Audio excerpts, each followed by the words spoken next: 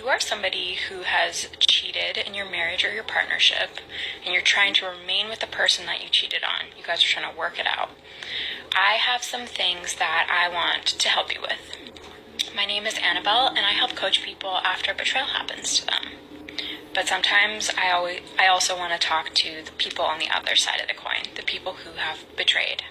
Because I've been in the other position, I was in the betrayed position, I kind of know what I'd like to hear, what I need to hear, and I like to try and help people who maybe don't really know and need help doing that emotional labor. I get a lot of times people who have been cheated on or betrayed in their marriages or partnerships tell me, my partner is not wanting me to bring this up. They don't know where to start. We don't really know how to talk about this. So I want to give you a little bit of some education. So, scenario number 1, if you guys are having an argument and you need some space, the betrayer, somebody who cheated, and you need to step away from the argument for a bit, your partner is getting angry and they don't understand and they don't want you to take that space, it's still okay for you to take that space, but some language that might help you is, I need to take some space. Is it okay if I check in about this in an hour? Can we pick this up later tonight? Your partner needs to know that you're going to remember the conversation you were having and you're not going to let it just go into the ether. You are responsible for bringing it up again in case you need some space and to cool off. Scenario number 2, if your partner keeps talking about the infidelity or the betrayal, they keep bringing it up in conversation, they keep needing to talk about it, and you don't know why. It is really important for you to create that safe space for them. Something you can say is, I understand why you need to keep talking about this, and I'm here to learn how this has affected you. It's okay that your partner keeps wanting to bring it up. Likely, it's traumatized them. So if you guys are trying to remain together, the betrayal needs to not be a taboo or eggshell.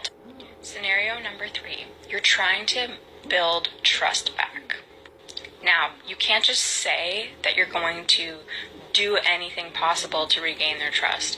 You have to give actionable reasons, items, things like that you're doing to mindfully and intentionally build back trust. This can sound like, I want you to know that I'm going to therapy, I'm going to find an SLAA group, a 12-step group, I'm reading books, I'm listening to podcasts on repair work after infidelity, and I'm going to bring what I've learned to you. You are responsible for the emotional labor, you're responsible for doing this repair work and bringing it to your partner so that you guys can discuss and process that together. They are not responsible for not speaking about this, for moving on, for not, for whatever. You are responsible for acknowledging this pain, acknowledging this damage, and bringing what you've learned to them. Next scenario, say that your partner is having a trigger or an episode. That's a term I hear a lot. Essentially, their nervous system is dysregulated. Triggers are common and inevitable, so it's really important to learn how to help somebody through that. There are other videos that I've made that go more in depth on this, but just an overview. You can say, I can see that you're having a trigger right now. Do you need me to get you a glass of water? Do you need me to take deep breaths with you? Do you need some physical comfort, or do you need more of a listening ear? Can we try and calm your nervous system together? That's called co-regulation. Next scenario is you feel like you're being attacked or grilled nonstop. It's really important what language you use when this happens. It might be helpful to say something like, I understand your need to ask questions. I understand your need to know this information, and I'm here to answer those questions and give you the information that you need. And if I feel overwhelmed, I'll let you know that I need that space.